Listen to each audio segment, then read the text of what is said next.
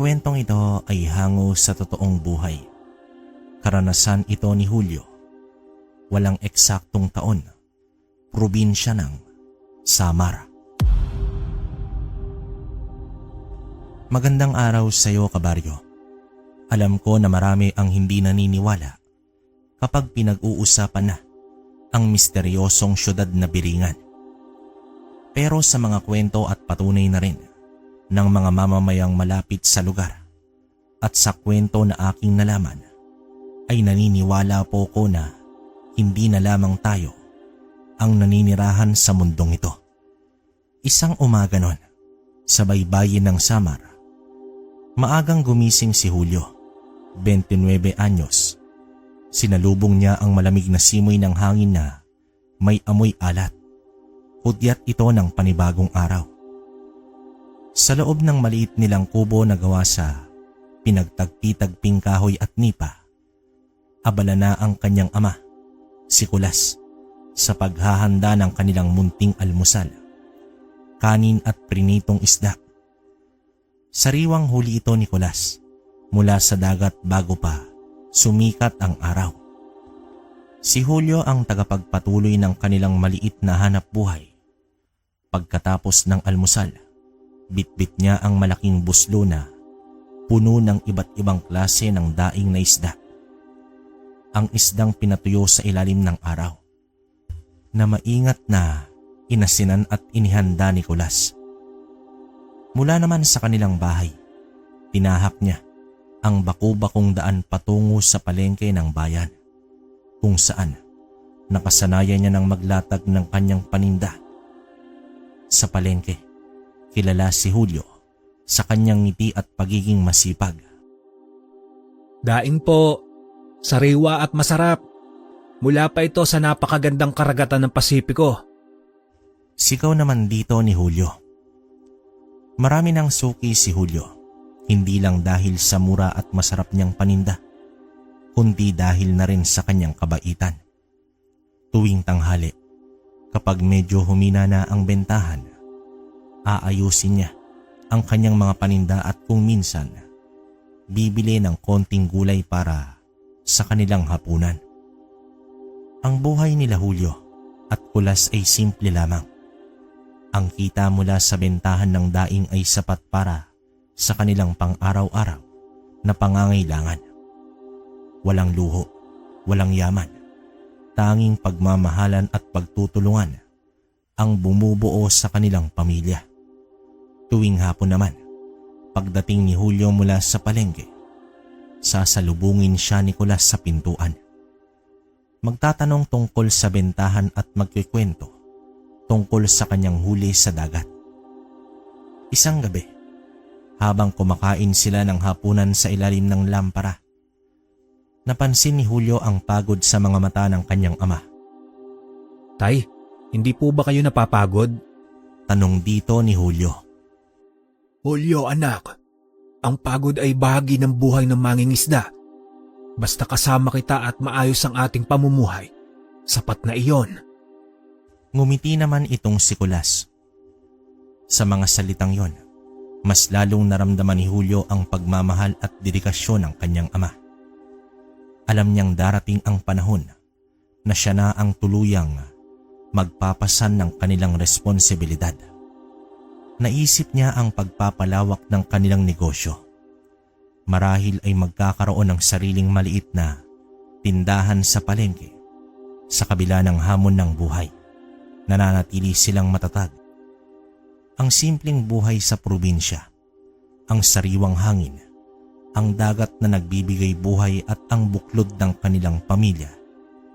Ito ang yaman ni Julio at Kulas. Sa bawat paglubog ng araw at paglitaw ng buwan, alam nilang sa bawat butil ng daing na ipinagbibili ni Julio at sa bawat huli ni Kulas sa dagat ay nabubuo ang kanilang simpleng pangarap, ang magpatuloy sa buhay ng may dignidad at pagmamahalan. Sa likod ng simpleng buhay ni Julio bilang nagbebenta ng daing at sa kabila ng kanyang masipag na pagtatrabaho sa palengke at masayang pakikipag-ugnayan sa kanyang ama, may isang lihim na masalimuot na mundo siyang ginagalawan. Isang mundo na malayo sa sariwang amoy ng dagat at maingay na palengke. Si Julio ay isang antingero, isang tagapagtanggol ng mga inosente laban sa mga nilalang ng dilim, lalo na sa mga aswang. Hindi ito basta-basta natutunan ni Julio. Ang kakaibang kakayahang ito ay minana niya mula sa kanyang lolo sa tuhod, na siya ring kilala bilang antingero ng kanilang angkan. Bata pa lang si Julio nang una niyang maranasan ang kakaibang enerhiya sa kanyang katawan. Madalas siyang magkaroon ng kakaibang panaginip kung saan nakikita niya ang mga nilalang na hindi pangkaraniwan. Sa simula ay takot ang kanyang nararamdaman, ngunit sa paglipas ng panahon, unti-unti niya itong naintindihan. Nang siya'y magbinata, isiniwalat ni Kulas ang kanilang lihim na pamana. Si Kulas mismo ay may kaalaman din, ngunit hindi tulad ni Julio na may ganap na kapangyarihan. Ipinasa ni Kulas kay Julio ang isang lumang kahoy na may nakaukit na tila kakaibang simbolo. Ang kanilang mutya. Ito ang pinagmulan ng kanyang lakas. Ang koneksyon niya sa mundo ng mga espiritu. Ang mutya na iyon, na kung tawagin ay mutya ng sinukuan, ay hindi lang basta proteksyon. Ito rin ang nagbibigay sa kanya ng kakayahang makakita at makipag-ugnayan sa mga nilalang na lampas sa karaniwang paningin. Kamusta na ang mga gabi, anak? Paminsan-minsan nagigising ako at ramdam ko na wala ka sa iyong silid. Nag-aalalang tanong dito ng kanyang ama. Huwag po kayong mag-alala, itay. Nakakayanan ko naman po ang lahat. Masaya ko dahil mahabang panahon na rin na walang nabibiktima ang mga nilalang ng dilim. Nakangiting tugon dito ni Julio habang tinatapik sa balikat ang ama. Pero huwag kang masyadong magpakampante, anak. Ang delubyo ay hindi nagpapaalam na dadating. Bigla mo na lang itong mararamdaman at huli na pala ang lahat. Mag-iingat ka palagi, anak. Pagpapatuloy pa dito ni Kulas. Hindi ko po iniaalis ang posibilidad na iyan, itay. Sinusubukan ko naman na maging handa palagi. Wika pa dito ni Julio habang unti-unting tumatayo at humarap sa bukas na bintana. Kapag lumubog na ang araw at bumabalot na ang dilim sa buong Samar, nagbabago naman ang mundo ni Julio. Ang tahimik na baybayin at ang payapang palengke ay nagiging sentro ng kanyang lihim na misyon. Habang natutulog ang karamihan, si Julio ay nagbabantay. Nararamdaman niya ang presensya ng masasamang espiritu, ang amoy ng aswang na lumilipad sa kalawakan at ang mga tunog na hindi narinig ng ordinaryong tao. Madalas, pagkatapos ng mahabang araw sa palengke, hindi pa nakakatulog si Julio. Madalas siyang tawagin ng mga kapitbahay, lalo na sa mga liblib na lugar kapag may napapansin silang kakaiba. Minsan isang pamilya ang nagreklamo ng kakaibang presensya sa kanilang tahanan na nagdulot ng pagkakasakit sa kanilang bunsong anak. Dito papasok si Julio. Bitbit ang kanyang mutya at may kasamang malakas na pananampalataya. Haharapin niya ang kalaban. Hindi madali ang laban. Minsan inaabot siya ng madaling araw bago pa makabalik sa kanilang kubo. Ang mga sugat at galos ay kanyang tinatago sa kanyang ama, na kahit alam niya na ang kanyang lihim ay ayaw pa rin niyang masaktan. Ang mga pangyayaring ito ang dahilan kung bakit madalas siyang tulala o pagod, na ipinapaliwanag niya kay Kulas bilang pagod sa pagbabiyahe sa palengke. Sa bawat pagharap niya sa aswang, naroon ang takot, ngunit mas malaki ang kanyang responsibilidad sa kanyang komunidad. Naaalala niya ang mga kwento ng kanyang lolo tungkol sa mga taong biktima ng mga aswang. Ang mga taong pinaghihinala ang ginagamit bilang pagkain o pinaglaruan lamang. Dahil dito, nananatili siyang matatag. Ang bawat pagtatanggol niya ay hindi lang para sa kanyang sarili, kundi para sa buong Samar. Isang gabi nun, habang naglalakad si Julio, pabalik mula sa isang malayo na liblib na lugar, naramdaman niya ang matinding presensya ng isang malakas na aswang. Hindi ito pangkaraniwang aswang, mas matindi ito kesa sa mga nakaraang nilalang na kanyang nakaharap. Nagtatago ito sa likod ng isang malaking puno ng akasya. Ang mga mata nito'y nagliliyab sa dilim. Ito ay mas malaki at mas malakas at tila matagal nang naghahanap ng biktima sa kanilang lugar. Hawak ni Julio ang kanyang mutya na tila nagliliyab din sa kanyang palad.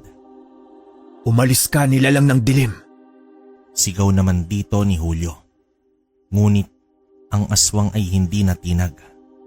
Sa halip, lumipad ito papalapit kay Julio. Ang matutulis nitong kuko ay handang sumila. Nagkaroon ng isang matinding labanan sa ilalim ng buwan. Gumamit si Julio ng kanyang kaalaman sa mga orasyon at iba't ibang diskarte sa pakikipaglaban. Paulit-ulit siyang umiilag sa mga atake ng nilalang habang sinisikap na mahanap ang kahinaan nito. Naramdaman ni Julio ang pagod na unti-unting kumakalat sa kanyang katawan. Ngunit hindi naman siya sumuko.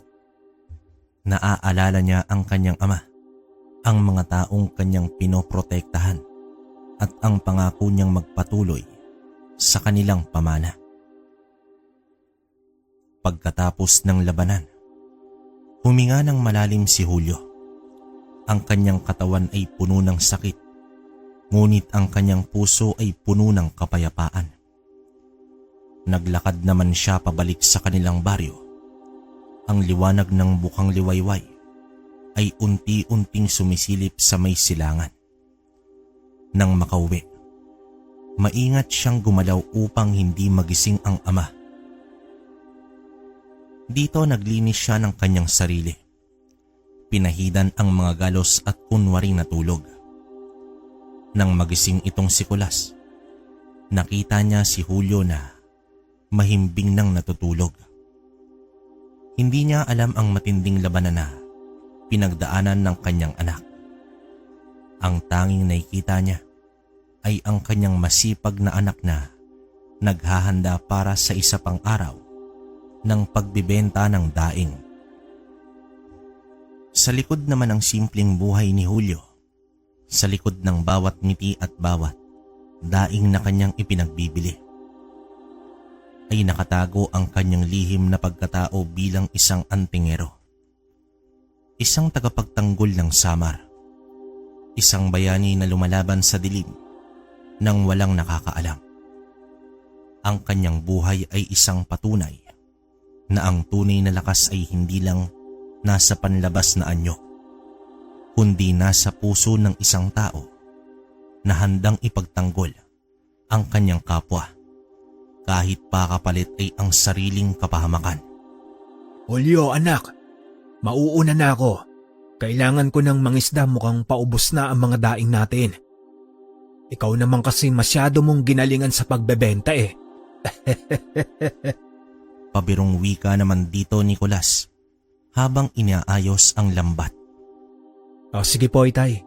Mukhang hindi na aabot sa susunod na linggo ang paninda natin. Mag-iingat po kayo sa laot. Tugon dito ni Julio at iniabot ang baon ng kanyang ama. Sumapit ang araw ng kapistahan sa baryo.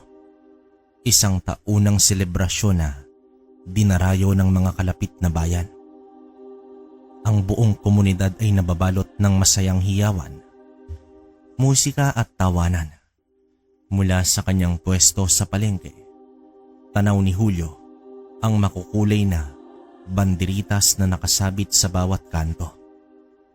ang amoy ng lechon na unti-unting kumakalat sa hangin at ang pagdating ng maraming tao na sabik na makisaya. Ngayong araw, maaga siyang nagligpit ng paninda, hindi lang dahil sa gusto niyang makita ang mga pagtatanghal sa plaza, kundi dahil alam niyang sa bawat kasiyahan may kaakibat na panganib. Bilang isang antingero, hindi naman lingid kay Julio ang katotohanan na ang mga panahon ng kasiyahan ay siya ring perpektong pagkakataon para naman sa mga nilalang ng dilim upang makihalubilo at makahanap ng kanilang mga biktima. Ang siksika ng tao, ang matinding ingay, at ang pagkalimot sa pag-iingat ang siyang nagpapagaan sa trabaho ng mga aswang. Julio, nangangamoy biktima na naman. Kung suswertehin, ito na ang pangatlong piyesta na walang nabibiktima ang mga aswang. Gaya ng dati, ako na ang bahala dito malapit sa atin at ikaw naman sa ibang lugar. Oo nga po, Itay. Laking pasasalamat na lang natin dahil hindi na masyadong dinarayo ng mga aswang na yan ang ating pagdiriwang. Sambit naman dito ni Julio habang tumitingin sa labas. Nang gabing yon, habang abala ang lahat sa panonood ng palatuntunan sa entablado, naglakad-lakad si Julio sa paligid. Ang kanyang mga pandama ay mas pinatalas. Nararamdaman ang bawat pagbabago sa enerhiya ng kapaligiran. Hindi nagtagal, naramdaman niya ang kakaibang presensya. May dalawang mandurgo. Ang mga ito ay aswang na nagtatago sa anyo ng magagandang dilag na may kakayahang humalina ng mga kalalakihan upang maging biktima. Kilala ang mga mandurgo sa kanilang matatamis na ngiti, mapanghalinang tingin at nagbabadyang kapahamakan. Nakita niya naman ang dalawang dalaga, nakatayo sa isang sulok na tila naglalabas ng kakaibang alindog. Nakapukaw sila ng atensyon, lalo na sa mga binata. Ang kanilang mga mata ay nagliliyab sa kakaibang kislap na tanging si Julio lang ang nakakakita. Dito mabilis nilang nahalina ang dalawang binata mula naman sa kalapit na baryo, na tila napilitan sa isang kakaibang kapangyarihan. Nakita ni Julio ang kanilang pagtawa, ang mapanghalinang pag-akay sa dalawang binata papalayo sa maraming tao.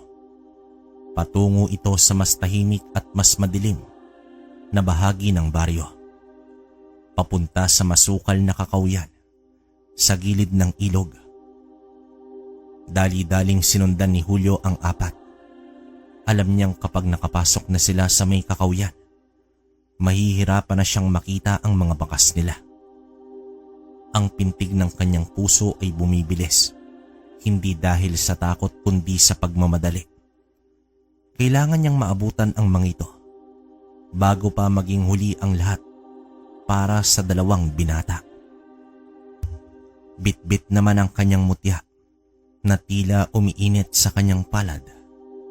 Mabilis na tinahak ni Julio ang madilim at siksik na kakauyan. Ang amoy ng sariwang lupa at mga tuyong dahon ay bumabalot sa kanya. Unti-unti niyang naririnig ang boses ng dalawang dalaga na tila nagpapamalas ng kakaibang awit. Isang awit na nanghihikayat, nagpapamanhid at nagpapahina sa mga biktima. Nakita niyang papalapit na ang mga mandurugo sa dalawang binata. Ang kanilang mga kuko ay unti-unting humahaba at ang kanilang mga mata ay nagiging kulay dugo. Nang akmang sisilain na ng mga mandurugo ang dalawang binata, sumigaw dito si Julio. Tama na! Bitiwan niyo sila, mga nilalang ng dilim! Matapang na sigaw dito ng binata mula naman sa gilid ng isang puno. Napalingon ang dalawang mandurugo. Ang kanilang magagandang muka ay biglang nagbago.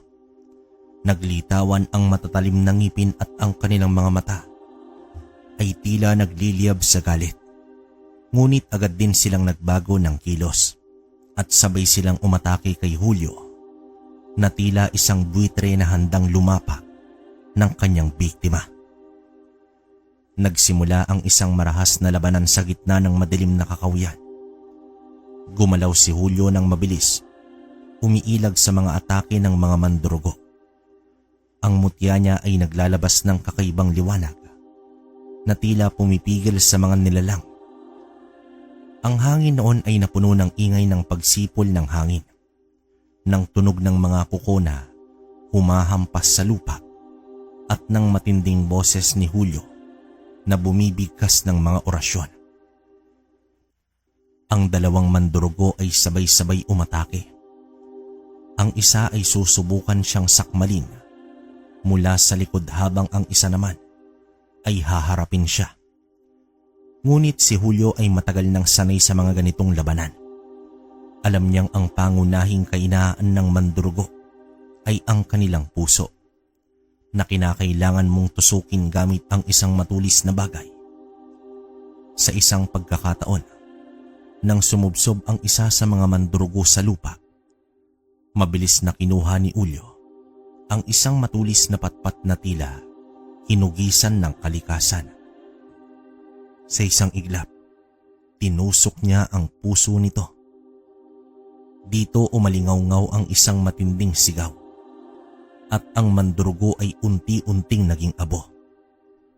Naiwan ang isang matinding amoy ng bulok na laman. Nabalisa ang pangalawang mandurugo sa nangyari sa kanyang kasama. Biglang nagbago ang kanyang diskarte.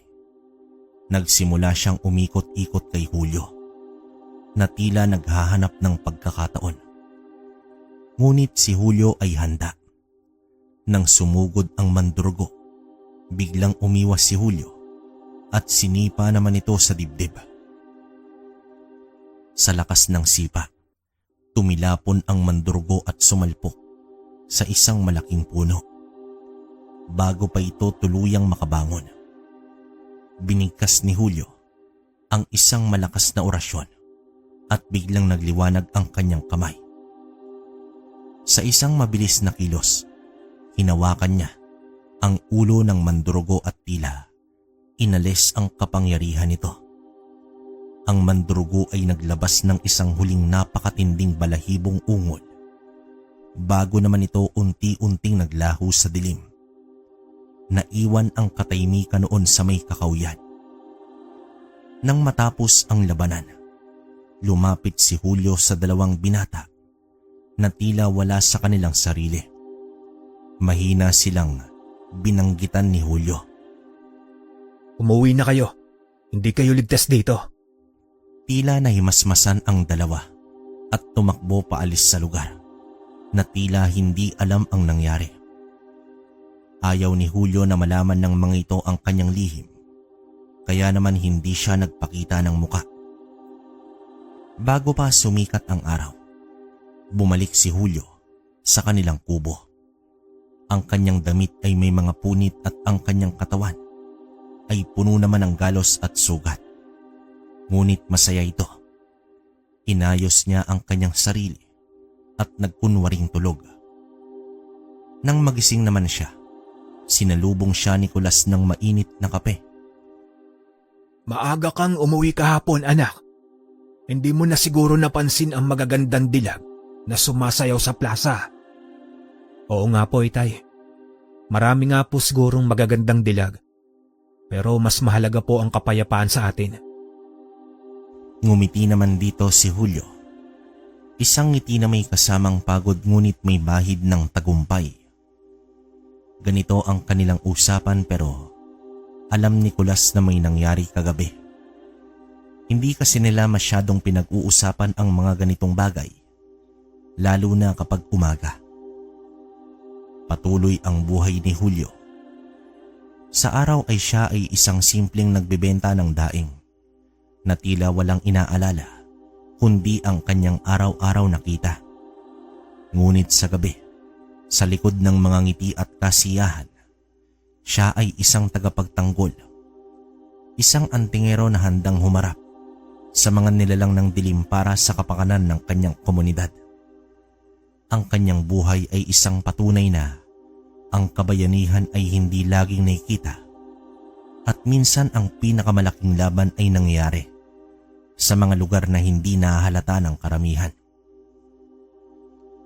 Isang araw noon, sa gitna ng karaniwang pagmamadali at ingay ng palengke, abala si Julio sa pag-aayos ng kanyang paninda ng daing.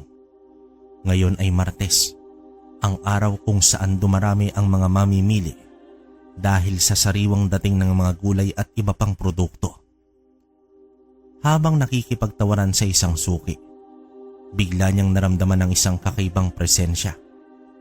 Isang pamilyar na enerhiya na nagpakilabot sa kanyang balat, ngunit sa isang paraan na hindi nagdudulot ng takot, kundi paghanga. Bumaling naman ang tingin ni Julio sa isang sulok at doon, sa gitna ng maraming tao na tila walang nakakakita, nakita niya si Oligar. Sa mga hindi nakakaalam, kabaryo, si Oligar ang kanyang matalik na kaibigang Engkanto. Siya ang nilalang na naging kaibigan pa ng kanyang lolo sa tuhod na siya ring pinagmula ng kanyang kakayahan na maging antingero. Sa kabila ng siksika ng tao, tanging si Julio lamang ang nakakakita kay Oligar.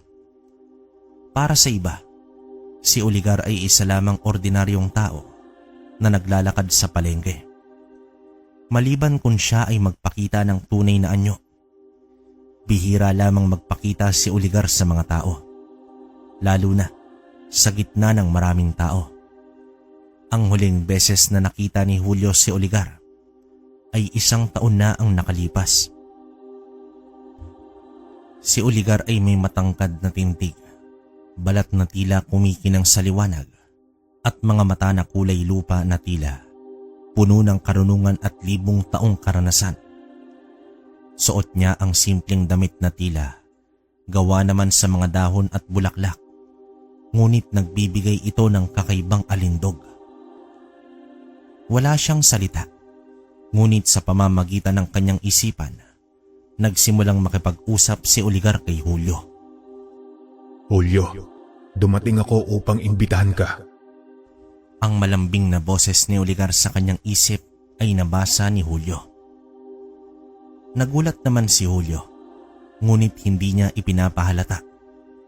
Pinilit niyang magmukhang normal habang nakikipag-usap pa rin sa kanyang suki, na para bang wala siyang kausap sa kanyang isipan. Imbitasyon, Oligar? Para saan? Tanong niya sa kanyang isip na tila may pagtataka. Sa kaarawan ng Haring Engkanto. Ang Haring Engkanto na siyang namumuno sa aming kaharian. At siya ring nakatira mismo sa siyudad ng Biringan. Sagot naman dito ni Oligar. Ang kanyang boses ay tila musika. Napalunok na lamang si Julio. Ang Biringan ay isang lugar na madalas pag-usapan ng matatanda. Isang mitikal na siyudad na hindi pinaniniwala ang nasa pagitan ng mundo, ng tao at mundo ng engkanto. Ilang beses niya nang narinig ang mga kwento tungkol sa siyudad na ito. Isang lungsod na puno ng hiwaga, gininto ang istruktura at mga nilalang na hindi nakikita ng karaniwang mata. Ngunit ang Haring Engkanto at sa mismong Biringan, ito ay isang imbitasyon na hindi maaring tanggihan, ngunit puno rin ng panganib. Pero Oligar, ang Biringan at ang Haring Engkanto, mapanganib po ba doon? Tanong pa dito ni Julio. Ang kanyang isip ay abala sa pag-iisip ng mga posibleng mangyari. Hindi para sa iyo, Julio. Ikaw ay may dugong antingero at ang iyong mutya ay magsisilbing proteksyon. Ika'y inimbitahan dahil sa iyong kabutihan at sa iyong katapatan sa pagpapanatili ng balanse sa inyong mundo. Nakita namin ang iyong paglaban sa mga nilalang ng dilim. Sagot naman dito ng Engkanto. Biglang naunawaan ni Julio ang kanyang lihim na buhay bilang antingero ay hindi pala lihim sa mundo ng mga engkanto. Alam nila ang kanyang mga laban, ang kanyang dedikasyon at ang kanyang misyon sa lupa. Kailan po ang kaarawan? 3 araw mula ngayon. Sa paglubog ng araw, kailangan mong magpunta sa lumang puno ng balete sa dulo ng kakahuyan malapit sa ilog. Doon ka namin susunduin. Huwag kang magulat sa anumang makita mo. Tandaan mo, Julio, ikaw ay protektado. Bago pa man makasagot si Julio, unti-unting naglaho si Oligar sa gitna ng siksikan ng tao. Nawala ito na parang bula, na tanging si Julio lang ang nakapansin. Bumalik naman si Julio sa kanyang pagbibenta, ngunit ang kanyang isip ay abala sa pag-iisip ng nalalapit na paglalakbay. Nang gabing yon, habang kumakain sila ng hapunan ni Nicolas, tila lutang ang isip ni Julio. May problema ba, anak? Para yatang malalim ang iniisip mo. Tanong dito ng kanyang ama. Nag-aalangan si Julio kung sasabihin ba niya ang tungkol sa imbitasyon, ngunit alam niyang si Nicolas ang kanyang pinagkakatiwalaan. Itay, nakita ko po si Oligar kanina sa palengke. Si Oligar, matagal na siyang hindi nagpapakita. Ano ang sinabi niya, anak? Tanong naman dito ni Nicolas habang nanlalaki ang kanyang mga mata. Ikwinento ni Julio ang lahat, ang imbitasyon sa karawan ng Haring Engkanto sa Biringan. Tahimik na nakinig dito ang kanyang ama, na ang mukha noon ay tila sobrang seryoso. Ang Biringan, isang malaking karangalan ang maimbitahan doon, anak. Ngunit mapanganib din. Maraming kwento tungkol sa mga taong nawala sa Biringan. Alam ko po, itay. Pero sinabi ni Oligar na protektado ako at kailangan kong pumunta para sa aking mga pinaglalaban at para na rin po sa ating angkan. Sige anak, mag-iingat ka. Dalhin mo ang iyong mutya at huwag mong kalimutan ang mga orasyon na itinuro ko sa iyo. Wika naman dito ng kanyang ama habang napapabuntong hininga. Dumating ang itinakdang araw. Nang lumubog ang araw, nagpaalam si Julio sa kanyang ama. Bitbit ang kanyang mutya. Naglakad siya patungo sa lumang puno ng balete sa dulo ng kakahuyan. Ang hangin ay malamig at tila puno ng misteryo. Nang makarating siya sa puno, nakita niya si Oligar na nakatayo at naghihintay sa kanya. Handa ka na ba, Julio? Tanong dito ni Oligar, hindi sa isip kundi sa boses na tila nagmumula sa lahat ng sulok ng kakahuyan. Handa na po ako. Tumango naman dito si Julio. Hinawakan ni Oligar ang kanyang kamay at biglang nagbago ang paligid. Ang kakahuyan ay unti-unting naglaho, napalitan ng isang lagusan ng liwanag at kulay. Tila sila ay bumabiyahe sa pagitan ng mga dimensyon. Dito nararamdaman ni Julio ang kakaibang presyon sa kanyang katawan. Ngunit hindi naman siya natatakot. Pinagkatiwalaan niya si Oligar. Nang bumalik sa normal ang kanilang paningin, tumambad kay Julio ang isang kahanga-hangang tanawin. Nasa gitna sila ng isang napakalaking syudad, ang Biringan. Ang mga gusali ay gawa sa kumikinang na ginto at perlas. Ang mga kalsada ay tila salamin at ang mga ilaw ay nagmumula sa mga halaman at bulaklak. Ang mga nilalang na nakikita niya ay kahanga-hanga. Iba't ibang uri ng engkanto, diwata at mga nilalang na hindi pa niya nakikita sa tanang buhay niya. Lahat ay may mga magagarang kasuotan at ang hangin ay napuno ng musika na tila nagmumula sa hangin mismo. Maligayang pagdating sa Biringan, Julio. Maligayang pagdating sa aming kaharian. Pambihira ang kaharian ninyo, Oligar. Tila sa panaginip ko lang yata makikita ang ganitong syudad. Totoo ngang kamangha-mangha ang Biringan. Tugon dito ni Julio habang nililibot ang paningin. Nang makapasok sila sa palasyo ng Haring Engkanto, Namangha naman si Julio. Ang loob nito ay mas enggrande pa kesa sa labas. Maraming nilalang ang nagpapalakpakan habang sila ay dumaraan. Tila alam nila ang dahilan ng pagdating ni Julio. Sa gitna ng lahat, nakaupo naman sa kanyang ginintoang trono ang Haring Engkanto. Isang matandang engkanto na may mahaba at puting buhok, at ang mga mata nito ay puno ng karunungan at kapangyarihan. Nagpatuloy ang selebrasyon, ngunit ang isip ni Julio ay abala sa mga posibilidad. Ano ang ibig sabihin nito para sa kanya?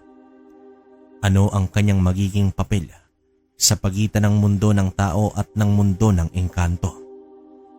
Sa loob ng biringan, naramdaman ni Julio ang isang bagong bahagi ng kanyang pagkatao na nagbubukas pa lamang. Ang kanyang paglalakbay bilang isang antingero ay mas lumalalim. Hindi lamang siya lumalaban sa dilim, kundi siya rin ay naging tulay sa pagitan ng dalawang magkaibang mundo.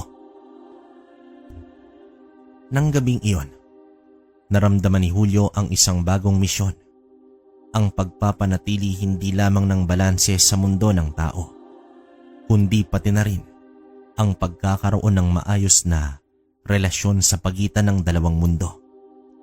Ang kanyang simpleng buhay bilang nagbebenta ng daing ay tuluyan ng binago ng kanyang lihim na pagkatao at ng kanyang paglalakbay sa biringan. Ang kanyang buhay ay naging mas komplikado, ngunit mas makabuluhan. Naging abala naman si Julio sa pagtuklas sa kaharian ng biringan, ang syudad ng mga engkanto. Sa bawat oras na lumilipas, tila unti-unti siyang nasasanay sa kakaibang galaw at gawi ng mga nilalang dito. Ang palasyo ng Haring Engkanto ay tila isang napakalaking palaruan ng mahika at hiwaga. Ang mga pader ay kumikinang sa sarili nitong liwanag. Ang mga bulaklak ay umaawit ng mga malambing na melodiya.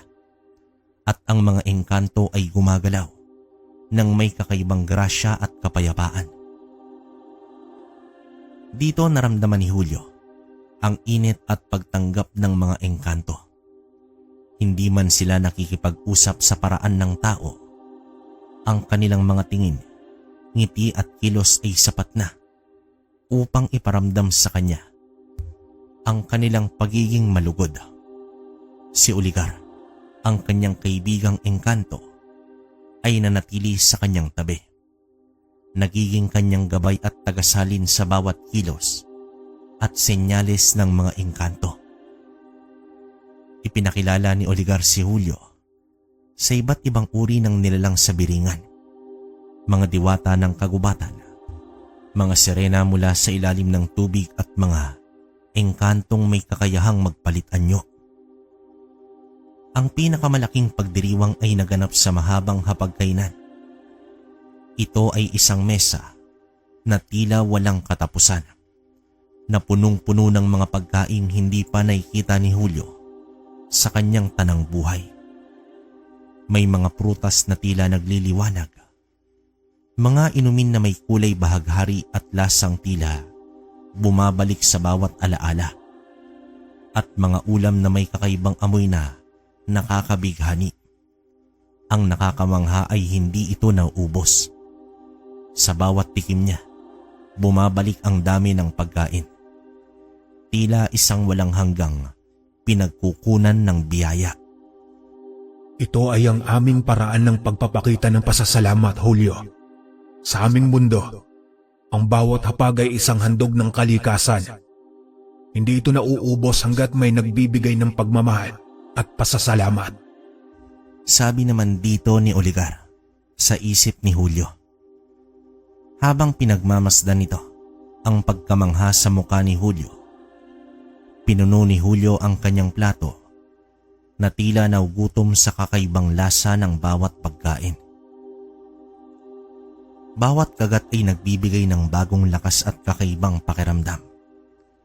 Naramdaman niyang tila bumubuti ang kanyang paningin, lumalakas ang kanyang pandinig, at mas nagiging matalas ang kanyang mga pandama. Alam niyang ito ay dahil sa kapangyarihan ng mga pagkain mula sa biringan. Sa gitna ng kasiyahan, napansin ni Julio na unti-unting lumapit ang Haring Engkanto sa kanilang kinaroroonan. Ang hari ay mayroong ngiti sa labi at ang kanyang mga mata ay tila nagliliwanag sa pagmamahal.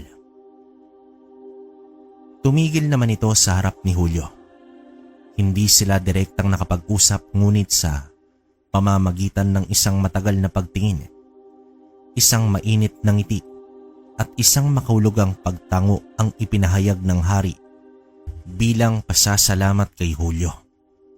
Naramdaman din ni Julio ang init sa kanyang dibdib. Ang simpleng kilos na iyon ay sapat na. Alam niyang kinikilala ng hari ang kanyang mga sakripisyo, ang kanyang paglaban sa dilim, at ang kanyang papel sa pagpapanatili ng balanse sa mundo ng tao. Ito ay isang karangalan na mas malaki pa sa anumang salita. Habang abala ang lahat sa selebrasyong iyon, lumapit naman si Oligar kay Julio na may seryosong muka. Mayroon akong ipinapaliwanag sa iyo, Julio. Ang kaarawan ng hari ay hindi lamang isang pagdiriwang. Ito rin ay pagkakataon para sa amin na bigyan ka ng mga impormasyon na makakatulong sa iyong misyon. Sabi niya dito sa isip ni Julio. Anong ibig mong sabihin, Oligar? Mayroong mga lumalabas na sinaunang kasamaan sa inyong mundo, Julio. Hindi ito karaniwang aswang. Sila ay mga nilalang na matagal nang natutulog. Ngunit ngayon ay unti-unting nagigising dahil sa pagbabago ng panahon at enerhiya sa inyong mundo. Mas malakas sila, mas mapanlinlang, at mas mahirap talunin. Pagpapatuloy pa dito ng engkanto. Nagkaroon naman ng kaba dito si Julio. Ang mga kasamaan na kanyang nakaharap ay sapat na upang subukin ang kanyang lakas. Ngunit ang sinaunang kasamaan, ito ay ibang level. Paano ko po sila makikilala? Hindi sila magpapakita sa ordinaryong anyo. Madalas silang magkukunwari bilang mga ordinaryong tao. Ngunit ang kanilang mga aura ay madilim at mabigat.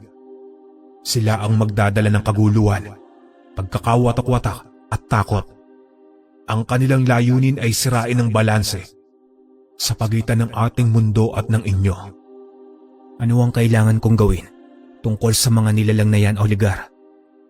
Kailangan mong mas maging handa, Julio. Ang iyong mutya ay lumakas ng husto dahil sa iyong pagbisita dito. Ngunit kailangan mo pa rin magsanay. Ipapasa ko sa iyo ang ilang sinaunang orasyon at kaalaman na matagal nang nakalimutan. Ito ay magbibigay sa iyo ng kakayang matuklasan at labanan ang mga sinaunang kasamaan. Payo naman dito ni Oligar.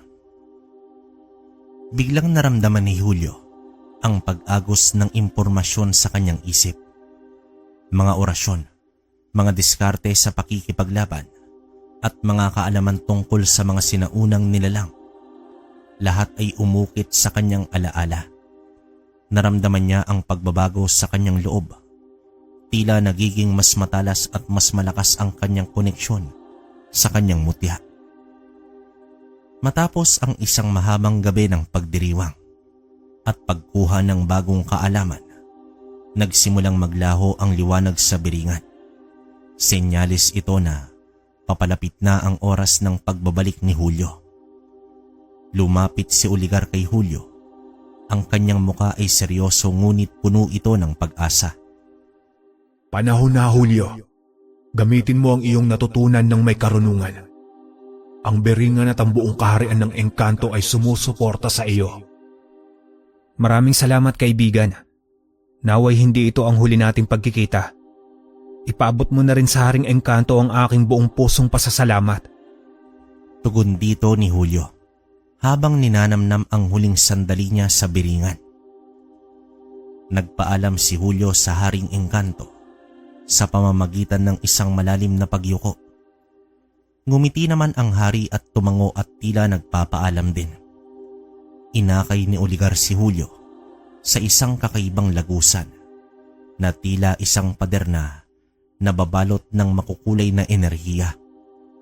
Sa isang iglap, naramdaman ni Julio ang paghila ng espasyo at oras. Ang mga ilaw ng biringan ay unti-unting naglaho at ang amoy ng sariwang hangin at lupa ay unti-unting bumalik sa kanyang pandama. Nang imulat ni Julio ang kanyang mga mata, nasa kanilang bakuran na ito. Sariwa ang hangin at ang mga tunog ng umaga sa probinsya ay bumabalik sa kanyang pandinig. Ang huni ng ibon, ang malambing na alon ng dagat at ang boses ng kanyang ama na naghahanda ng almusal. Ang lahat ay tila normal na para bang isang panaginip lang ang lahat ng nangyari. Ngunit alam ni Julio na hindi ito panaginip. Ang kanyang mutya sa kanyang kamay ay kumikinang pa rin at ang mga bagong kaalaman sa kanyang isip ay patunay ng kanyang paglalakbay. Ang amoy ng biringan ay tila nananatili pa rin sa kanyang balat. Pagpasok naman ni Julio sa bahay, sinalubong siya ni Nicolas na abala sa paggawa ng kape. Julio anak, kumusta ang pinuntahan mo? Mukhang maayos ka naman. Pero ang totoo, labis akong nag-alala. Baka hindi ka na makabalik sa atin. Alam mo po, Itay, kung ano ang narinig nating kwento tungkol sa lugar na iyon, mas iba pala kapag nakita mo ito ng personal. Hindi pwedeng ipaliwanag mo lang sa isa o dalawang salita. Alam niyang hindi niya kailangan ipaliwanag ang lahat. Alam ni Nicolas ang kanyang lihim at sapat na iyon. Habang iniinom ang kanyang kape, tumingin naman si Julio sa labas ng bintana. Ang sikat ng araw ay unti-unting lumilitaw sa may silangan.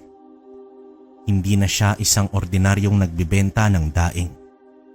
Siya ay isang antingero na may bagong kaalaman, bagong lakas at bagong misyon. Ang kanyang pagbisita sa biringan ay hindi lang isang paglalakbay, kundi isang pagbabago sa kanyang buhay. Handa na siyang harapin ang mga sinaunang kasamaan at ipagtanggol hindi lamang ang kanyang baryo, kundi pati na rin ang balanse sa pagitan ng dalawang mundo. Ang simpleng buhay niya sa probinsya ay nanatili, ngunit ang kanyang tungkulin ay naging mas malaki at mas mahalaga. Makalipas ang isang buwan mula nang bisitahin ni Julio ang biringan, nagpatuloy naman ang kanyang simpleng buhay sa palengke. Ngunit sa likod ng kanyang mga ngiti at abalang araw, nanatili siyang alerto sa kanyang bagong kaalaman at ang babala ni Oligar tungkol sa mga sinaunang kasamaan. Ang kapangyarihan at kaalaman na natutunan niya sa kaharian ng mga engkanto ay tila dumadaloy sa kanyang dugo. Nagpapatalas ng kanyang mga pandama. Sa simula, payapa ang lahat, ngunit unti-unting nagsimulang kumalat ang mga bulong sa baryo. Mga bulong ito tungkol sa mga taong nawawala. Una ay isang mangingisda na hindi na bumalik sa dagat. Sumunod ay isang magsasaka na hindi na matagpuan sa kanyang bukid. Hindi nagtagal. Ang bawat pagkawala ay nagdulot ng takot sa puso ng mga taga-baryo. Ang dating masayahing komunidad ay nababalot ngayon ng pangamba. Ang mga gabi ay naging tahimik, ang mga kalsada ay halos walang tao, at ang mga bata ay pinagbabawalan ng lumabas paglubog ng araw. Hindi na maganda ang pakiramdam ko sa mga nangyayari, Julio. Kailangan mo ng kumilos. Alamin ang pinagmulan ng misteryo. Alam ko po, Itay. Alam ko naman na may kakayahan ka, pero hindi ko pa rin maiwasan ng mag-alala. Huwag mo akong alalahanin, anak. Parte lamang ako ng responsibilidad mo. Doon ka mag-alala sa mga taong walang kakayahang labanan, ang mga nilalang ng dilim. Kaya gawin mo na ang dapat mong gawin bago pa lumala ang lahat. Wika naman dito, Nicolas. na may bahagyang ngiti sa kanyang anak. Ikinabahala ni Julio ang mga pangyayari. Sa kanyang karanasan bilang isang antingero, alam niyang hindi ito ordinaryong krimen. Ang pagkawala ng mga tao ng walang bakas ay palatandaan ng mga nilalang na higit sa karaniwan. Gabi-gabi, matapos niyang iwan ang kanyang ama na mahimbing na natutulog, lumabas itong si Julio upang magmanman. Dala niya ang kanyang mutya na tila nagbibigay ng kakaibang init sa kanyang palad at ang mga bagong orasyon na natutunan niya kay Oligar ay handa niyang bigkasin anumang oras. Lilibutin niya ang buong baryo mula naman sa baybayin hanggang sa may kakawyan. Naghahanap ng anumang senyales. Nakinig siya sa bawat tunog, sinuri ang bawat anino. Nararamdaman niya ang presensya ng kadiliman, ngunit hindi pa niya matukoy kung sino o ano ang salarin. Ang nilalang na ito ay napakatalino, napakaingat at tila nagkukubli ng gusto. Itay, may kakaibang presensya na akong naramdaman. Tila sinasadya ng nilalang na ito na iwan ang kanyang mga bakas. Mukhang nananadya talaga. Pero hindi ako titigil hanggang sa mahuli ko ang nilalang na ito. Mag-iingat ka, anak. Ang ganitong nilalang na malakas ang loob na iparamdam ang kanyang presensya ay walang pinagkaiba sa demonyo. Hindi ito takot na mamatay. Kakaiba nga po ito. Wala pa akong nakalaban na ganitong uri. Pakiramdam ko napakalakas ng nilalang na ito. Isang gabi, habang naglalakad si Julio sa gilid ng ilog, naramdaman niya ang isang mabigat na aura. Ito ay hindi lang basta kadiliman, kundi isang enerhiya na tila nagmumula sa kailaliman ng lupa. Puno ito ng sinaunang kasamaan. Sinundan niya ang pakiramdam na yon, na dinala siya sa liblib na bahagi ng kakawyan, kung saan bihira nang may dumaraan. Sa gitna ng masukal na bahagi ng kakawyan, nakita niya ang isang nakatagong maliit na yungib. Dahan-dahan siyang lumapit dito. Ang kanyang mga pandama ay mas pinatalas. Narinig niya ang may hinang ungol mula sa loob. Nang sumilip siya, halos kumalas ang kanyang kaluluwa sa kanyang nakita. Sa loob ng yungib, may isang nilalang na abala sa isang nakakapanindig balahibong gawain. Hindi ito isang ordinaryong aswang. Ang balat nito ay kulay lupa at ang mga mata ay nagliliyab sa pula. At ang mga kuko nito ay pawang matatalas at mahaba. May mahaba at maputing buhok at dalawang sungay sa noo. Ito ay isang gabunan. Ang gabunan ay kinikilala bilang pinakamalakas at pinakamapanganib na uri ng aswang. Ang kanyang kapangyarihan ay nasa kanyang pagiging buo at sa kanyang kakayahang gumamit ng itim na mahika. Ayon pa sa mga sinaunang kwento, ang gabunan ay hindi lamang sumisila ng laman, kundi kumukuha rin ito ng kaluluwa ng biktima na mas nagpapalakas sa kanya. Madalas itong matatagpuan sa mga liblib na lugar, nagkukubli sa ilalim ng lupa at lumalabas lamang kapag may natuklasan itong bagong biktima. Ang pagkawala ng mga tao sa baryo ay biglang nagkaroon ng paliwanag. Ang gabunan ang salarin. Naramdaman naman dito ni Julio ang matinding lamig na bumabalot sa kanyang katawan. Sa lahat ng uri ng aswang na kanyang pinagdaanan, ang gabunan ang pinakanakakatakot. Ang kanyang mutya ay nagiinit ng matindi, tila nagbibigay babala. Ang kanyang mga paa ay tila nakabaon sa lupa, hindi makagalaw. Isang gabunan ang nasa kanyang harapan. Ngunit sa gitna ng takot, naalala ni Julio ang kanyang paglalakbay sa Biringan. Ang mga orasyon na itinuro ni Oligar at ang babala tungkol sa sinaunang kasamaan. Ito ang hinaharap niya. Ito ang dahilan kung bakit siya binigyan ng kapangyarihan. Dahan-dahan, huminga ng malalim si Julio. Ang gabunan ay hindi pa siya napapansin. Abala pa rin sa kanyang gawain. Ito ang kanyang pagkakataon. Kailangan niyang magplano ng maingat. Hindi siya maaaring sumugod ng basta-basta. Ang gabunan ay mas matalino, mas malakas at mas mapanganib kaysa sa sino mang kalaban na kanyang nakaharap. Maya-maya pa, nagsimulang bumigkas si Julio ng mga orasyon. Mahina ngunit may matinding kapangyarihan. Ang kanyang mutya ay nagliliwanag ng bahagya at ang enerhiya nito ay kumakalat sa kanyang katawan.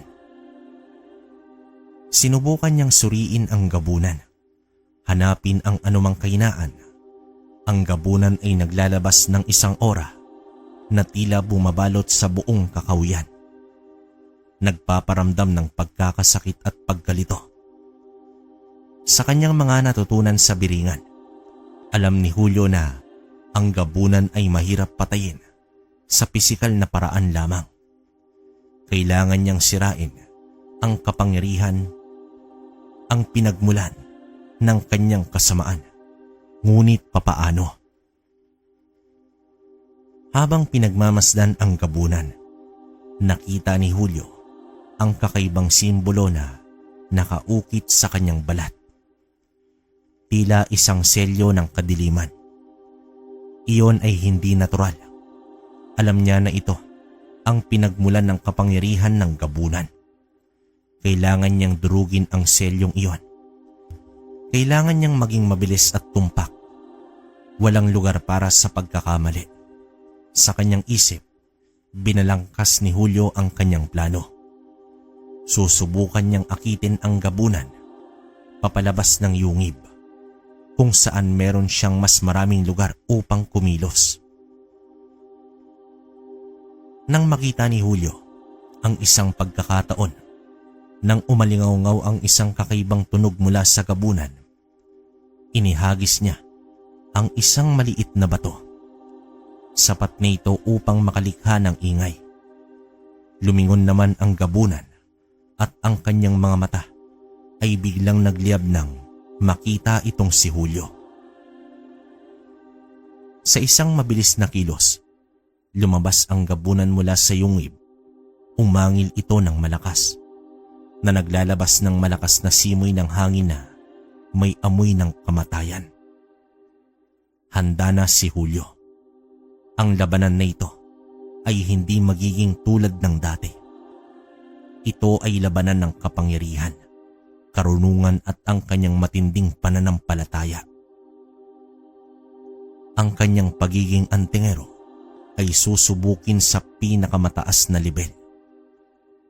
Ang tahimik na kakawiyan ay naging sentro ng isang digmaan sa pagitan ng kabutihan at kasamaan, sa pagitan ng isang simpleng nagbebenta ng daing at ng isang pinakamalakas na uri ng aswang. Sa madilim na kakawiyan ng Samar, nagsimula ang isang labanang susubok hindi lang sa lakas ni Julio, kundi pati na rin sa kanyang pananampalataya. Ang gabunan, ang pinakamakapangyarihang uri ng aswang, ay sumugod ng buong bangis. Ang bawat hampas ng kanyang matatalim na kuko ay sapat upang wasakin ang isang puno, at ang bawat kampay ng kanyang pakpak ay naglalabas ng hangin na may amoy ng kamatayan. Para sa unang pagkakataon, naramdaman ni Julio ang tunay na takot. Hindi ito tulad ng mga nauna niyang kalaban. Ang gabunan ay mas mabilis, mas matalino, at ang kanyang itim na mahika ay nagpaparamdam ng matinding panghihina. Pinilit ni Julio na gumalaw ng mas mabilis. Umiilag sa bawat atake. Ang kanyang mutya ay nagliliyab na nagbibigay ng kakaibang init sa kanyang kamay. at ang mga orasyon na natutunan niya sa Biringan ay patuloy niyang binibigkas. Naging brutal at madugo ang labanan. Nagpalitan sila ng atake. Ilang beses na sinubukang tusukin ni Julio ang gabunan gamit ang kanyang matalim na patpat. Ngunit tila may hindi nakikitang kalasag ang nilalang. Ang gabunan naman ay paulit-ulit na sinubukan siyang sakmalin. Ang kanyang mga mata ay nagliliyab sa galit. Nagkaroon ng mga gasgas at galos si Julio. Ang kanyang damit ay punit-punit at ang kanyang katawan ay bumibigat sa pagod.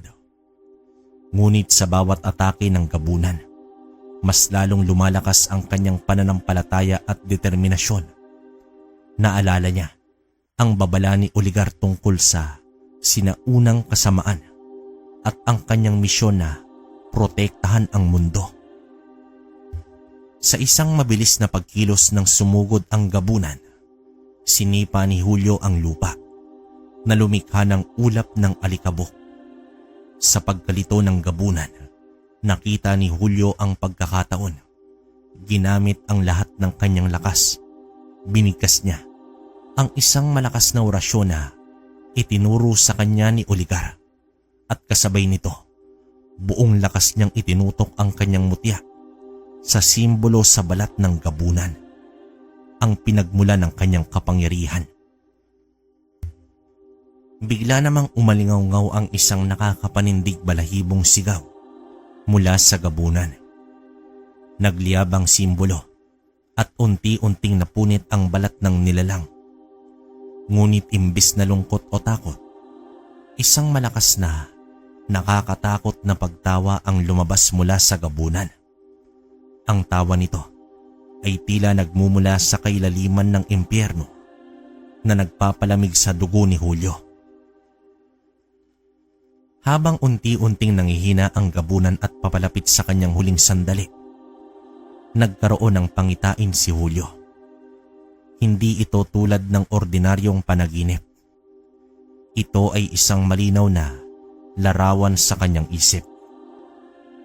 Libu-libong gabunan ang unti-unting nagigising mula sa kanilang pagtulog sa iba't ibang sulok ng mundo. Ang bawat isa ay handang magasik ng lagim, handang sirain ang balanse ng mundo. Ang nakita niya ay isang digmaan na hindi pa nararanasan ng sangkatauhan. Hindi ako ang huli, Antingero. Marami kami. Marami pa ang darating.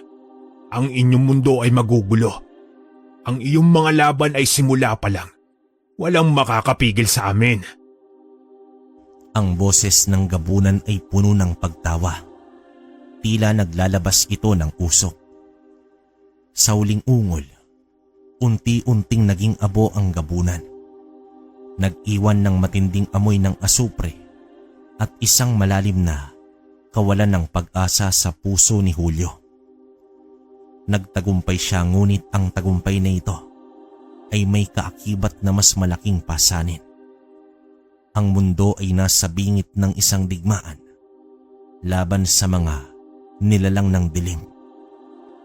Hindi niya ito kayang labanan ng mag-isa lamang. Pagbalik ni Julio sa kanilang kubo, bagsak ang kanyang katawan sa pagod at damdamin. Ang kanyang isip ay abala sa pangitain, ang napakaraming gabunan na nagbabanta. Alam niyang kailangan niya ng tulong. Ang tanging alam niyang makakatulong ay si Oligar at ang mga engkanto sa Biringan. Julio, anak, narito ka na pala. Ano, nakaharap mo na ba ang nilalang? Ano ang nangyari? Opo, itay, nakaharap ko na siya. Isang gabunan. Gabunan? Sigurado ka ba, anak? Opo, itay, sigurado ako. Base sa deskripsyon at pambihirang lakas nito. Aminado po ko, itay. Nahirapan ako na labanan siya. Pero mas nag-alala ako sa pangitain na ipinakita sa akin ng mismong gabunan. Isang hukbo ng mga kauri niya, itay. Kung sa isa nga ay halos hindi ko nakinaya, isang hukbo pa kaya? Mukhang kailangan mo na din ng hukbo, Julio. Wala na tayong ibang malalapitan kundi si Oligar. Wika pa ng kanyang ama.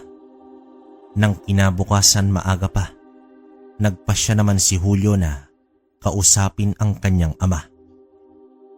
Itay, kailangan ko pong bumalik sa Beringan. Iyon nga ang dapat mong gawin, anak. Kahit sinukuan pa ang meron ka, hindi ganun kadali ang talunin ang mga gabunan. Mag-iingat ka, anak, at sana pagbigyan ng ating hiling. Bilang isang antingero, gagawin ko po ang lahat para sa ating mundo. Kahit ano pa ang magiging kapalit. Nang gabing yon, matapos ang kanyang trabaho sa palengke, naglakad naman si Julio patungo sa lumang puno ng balete. Tinawag niya si Oligar sa kanyang isip. Hindi nagtagal, lumitaw ito mula sa dilim. Ang kanyang muka ay seryoso. Naramdaman ko ang laban mo, Julio, at ang pangitain. Totoo ang iyong nakita. Oligar, kailangan ko ang tulong niyo. Hindi ko kayang labanan ang mga gabunan na mag-isa. Maaari bang tulungan ako ng Haring Engkanto? Dinala ni Oligar si Julio pabalik sa Beringan. Sa pagkakataong ito, walang selebrasyon. Ang palasyo ng hari ay tahimik. Ang mga engkanto ay seryoso. Pagdating nila, agad silang dinala sa harapan ng Haring Engkanto. Ang hari ay nakaupo sa kanyang trono. Ang kanyang mga mata ay nagpapakita ng matinding karunungan at pagkaunawa. Nagsalita naman si Oligar sa ngalan ni Julio. Ipinaliwanag ang sitwasyon at ang pangangailangan ng tulong ng mga engkanto. Tahimik na nakinig ang hari. Ang kanyang mga mata ay nakatuon lamang kay Julio. Pagkatapos ng paliwanag, sumenyas ang hari. Alam namin ang banta, Julio.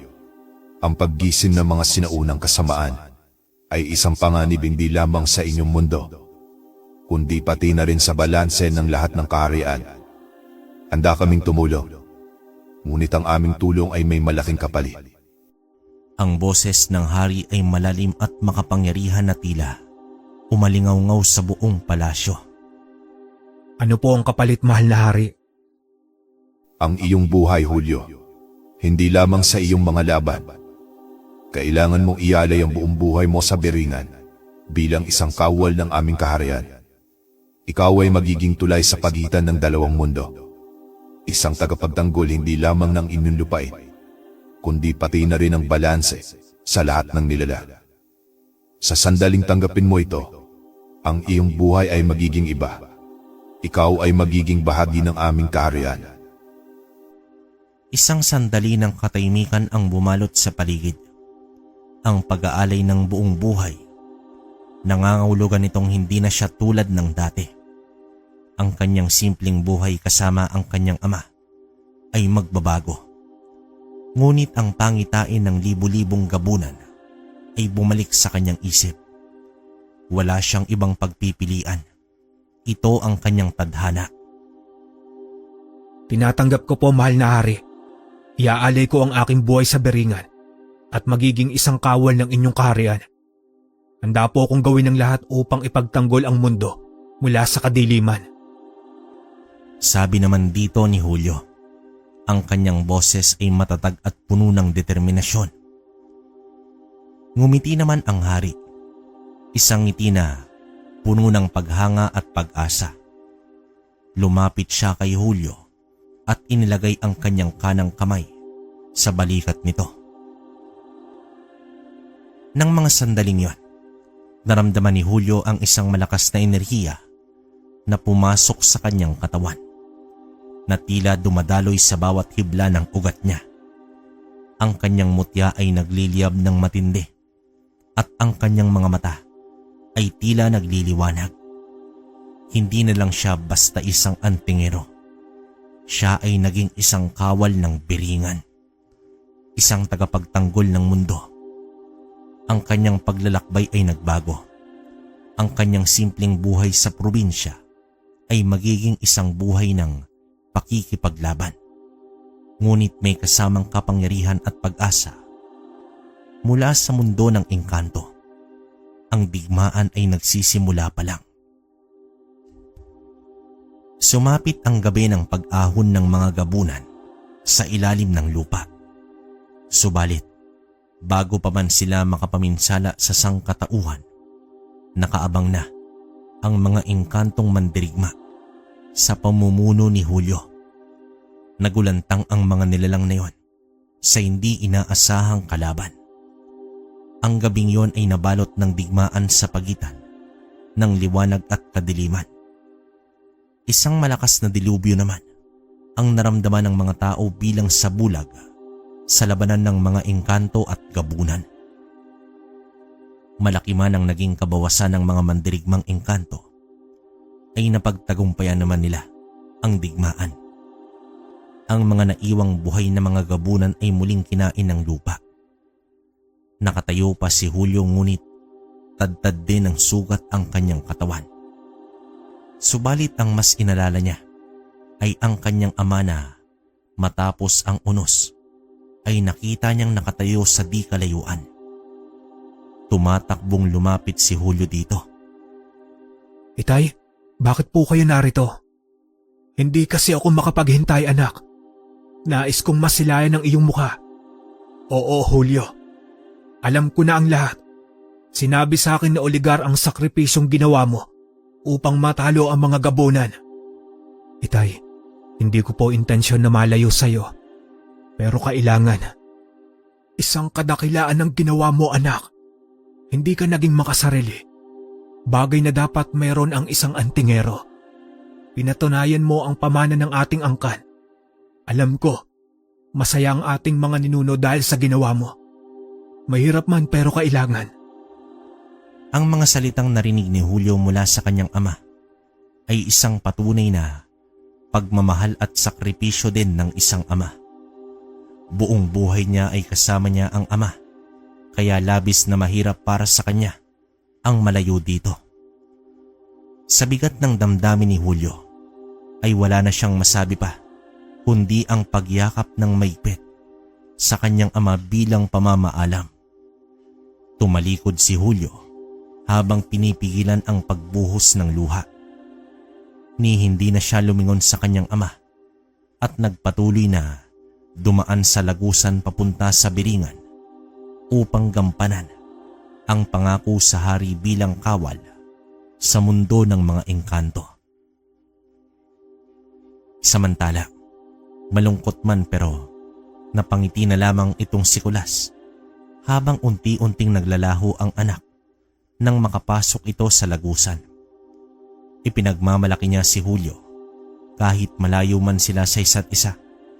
Alam niya na darating itong muli sa takdang panahon at maghihintay ang ama sa anak niya kahit gaano pa ito katagal. Wakas. Okay, opinion ko sa kwento natin, grabe. Ang haba ng storya natin tungkol sa Biringan, no? Matagal nang pinag-uusapan to pero ito yung isang storya na meron tayo. Alam ko, unang kwento natin to. Hindi ko tanda pero feeling ko. Pero nakakalungkot yung ending, no? Although hindi naman ganun nabakbakan talaga. Talagang umikot yung storya sa buhay ni Kulas at ni Julio. Pero yun nga, nakakalungkot Dahil sa mutya ng sinukuan saka sa isang gabunan, no? Well, sinabi naman doon na minana nila sa lolo ng lolo pa nila yung ganong kakayahan, yung pagiging antingero. Pero grabe, nakakalungkot. Biruin mo, yung anak mo naging kawal sa mundo ng engkanto, no? Grabe yun. Pero para sa akin parang win-win situation din yun Kasi isipin mo yung banta ng unang gabunan, di ba, na marami kami, babangon kami. So kung hindi naman tong pumayag si